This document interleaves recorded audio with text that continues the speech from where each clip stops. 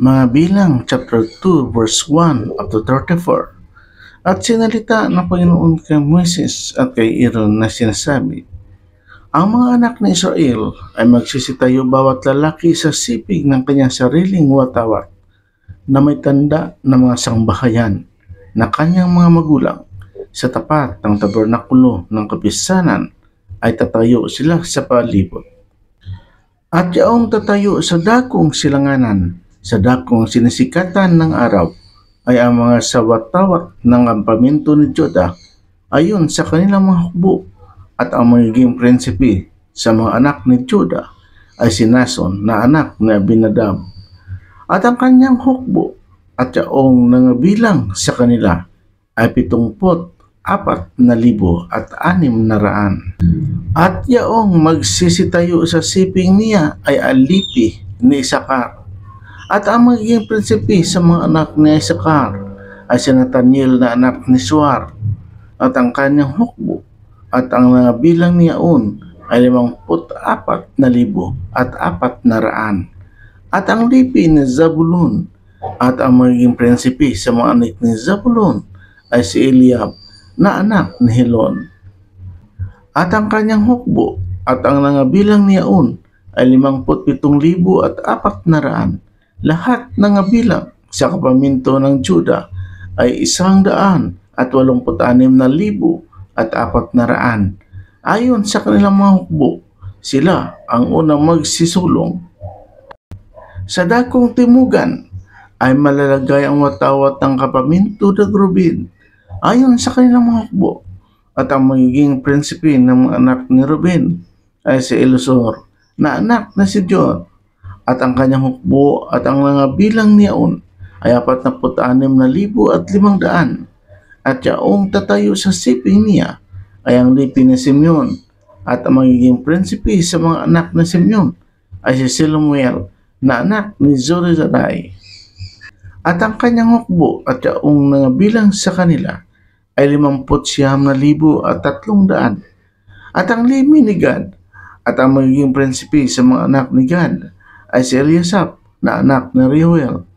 At ang kanyang hukbo at yaong nangabilang sa kanila ay 45,650. Lahat na nangabilang sa kampamento ng Ruben ay 151,450. Ayon sa kanilang mga hukbo, at sila ang pangalawang magsisulong. Kung magkagayon, ang tabernakulo ng kapisanan ay susulong na nakaakbay ng kapaminto ng mga Levita sa gitna ng mga kampamento. Ayon sa kanilang pagkahantong, ay gayon sila magsisulong na bawat lalaki ay sa kanya-kanyang sariling dako sa siping ng kanilang mga watawat. Sa dakong kalunuran ay malalagay ang watawat ng kampamento ng Ephraim ayon sa kanilang mga hukbo. At ang magiging prinsipe sa mga anak ni Ephraim ay si Elisama na anak ni Amiud. At ang kanyang hukbo at yaong nangabilang sa kanila ay 40,500. At sa siping niya ay malalagay ang lipi ni Manisis. At ang magiging prinsipe sa mga anak ni Manisis ay si Gamaliel na anak ni Pedasur. At ang kanyang hukbo at yaong nangabilang sa kanila ay 32,200. At ang lipi ni Benjamin at ang magiging prinsipe sa mga anak ni Benjamin ay si Abidan na anak ni Gidon. At ang kanyang hukbo at yaong nangabilang sa kanila ay 35,400. Iyang lahat na nangabilang sa kampamento ni Ephraim ay 108,100.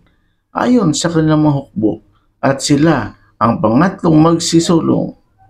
Sa dakong hilagaan ay malalagay ang watawat ng kampamento ng Dan ayon sa kanilang mga hukbo.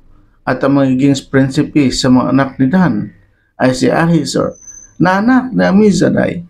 At ang kanilang hukbo at yaong nangabilang sa kanila ay 62,700. At yaong hahantong sa siping niya ay ang lipi ni Aser. At ang magiging prinsipe sa mga anak ni Aser ay si Pigel na anak ni Okran. At ang kanyang hukbo at yaong nangabilang sa kanila ay 41,500. At ang lipi ni Neptali at ang magiging prinsipe sa mga anak ni Neptali ay si Ahira na anak ni Inan. At ang kanyang hukbo at yaong nangabilang sa kanila ay 53,400. Yaong lahat na nangabilang sa kampamento ng Dan ay 157,600. Sila ang magsisulong na huli ayon sa kanilang mga watawat. Ito ang nangabilang sa mga anak ni Israel ayon sa bansang bahayan ng kanilang mga magulang. Yaong lahat na nangabilang sa mga kampamento ayon sa kanilang mga hukbo ay 603,550. Datapwat ang mga Levita ay hindi ibinilang sa mga anak ni Israel gaya ng inuutos ng Panginoon kay Moises. Gayon ginawa ng mga anak ni Israel ayon sa lahat ng inuutos ng Panginoon kay Moises, ay gayon sila humantong sa siping ng kanilang mga watawat, at gayon sila nagsisulong na bawat isa ay ayon sa kanilang mga angkan, ayon sa mga sangbahayan ng kanilang mga magulang. Amen, Lord. Please subscribe, like, and share. Salamat. God bless.